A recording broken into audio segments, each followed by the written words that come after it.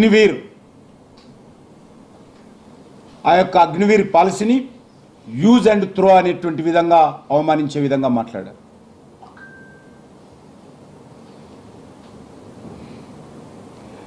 ఏదైతే digital India ద్వారా దేశంలో ఈరోజు డిజిటల్ టెక్నాలజీ తీసుకొచ్చామో, ఏదైతే వైజ్ఞానికంగా మన సైనికులు ఉపయోగించి ఈరోజు మొన్న ఏ రకంగా ఆపరేషన్ సింధూర్ నిర్వహించారో దాన్ని కూడా అవమానం చేసే విధంగా మాట్లాడారు.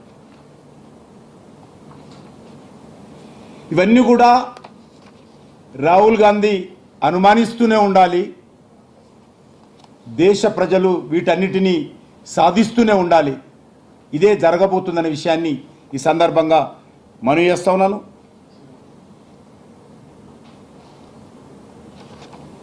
ఈరోజు ఒక యుద్ధం కాదు, ఈరోజు ఒక రకమైనటువంటి ఆపరేషన్ కాదు.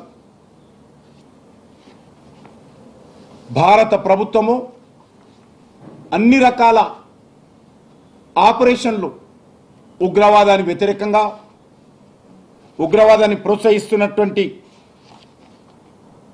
పాకిస్తాన్ వ్యతిరేకంగా ఇటీవల చేపట్టిన విషయాన్ని రాహుల్ గాంధీ అర్థం చేసుకుంటే బాగుంటుంది.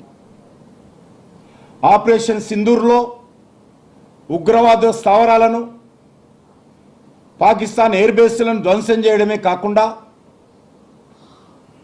ఇండస్ వాటర్ ట్రీటీని రద్దు చేయడం, పాకిస్తాన్తో అన్ని రకాల వాణిజ్యాలను ఒప్పందాలను రద్దు చేయడము, మొత్తం పాకిస్తానీలు ఎవరున్నా కూడా వారి వీసాలన్నిటిని కూడా భారతదేశం రద్దు చేయడము, పాకిస్తాన్తో ఉన్నటువంటి అన్ని కల్చరల్ ఎంఓయూలను రద్దు చేసుకోవడము, ఇవన్నీ కూడా ఆపరేషన్ సింధూర్తో పాటు పాకిస్తాన్ను ఆర్థికంగా, రాజకీయంగా దెబ్బతీసే విధంగా భారత ప్రభుత్వము ఒక నిర్దేశించుకున్నటువంటి లక్ష్యాలతో ప్రకారం ముందుకెళ్తా ఉంది. నరేంద్ర మోడీ గారు ఏం చేసినా కూడా త్రివిధ దళాధిపతులు లేక చీఫ్ ఆఫ్ ఆర్మీ, ఇంటెలిజెన్స్ అధికారులతో కూర్చొని చర్చించి వాళ్లకు పూర్తి స్వేచ్ఛనిచ్చి వాళ్ళు సాధించినటువంటి విజయాలను, మరి ప్రతిపక్ష నాయకుడిగా ఉన్నటువంటి వ్యక్తి భారత స్వాతంత్ర చరిత్రలో ఇంత దిగజారిన ప్రతిపక్ష నాయకుడు ఎవరిని కూడా గతంలో మనం చూడలేదు. ప్రపంచమంతా కూడా ఈరోజు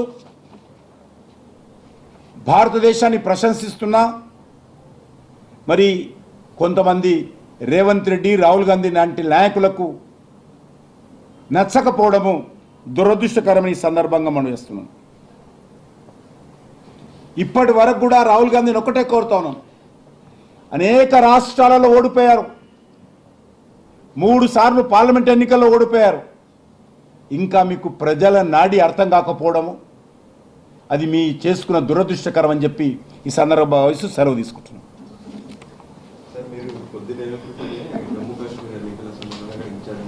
ఎట్లా ఉండే సార్ అక్కడ పరిస్థితులు ఎట్లా ఉండే? ఈ ఉగ్రవాదానికి సంబంధించి కేంద్రం చేస్తున్నటువంటి ప్రణాళికలు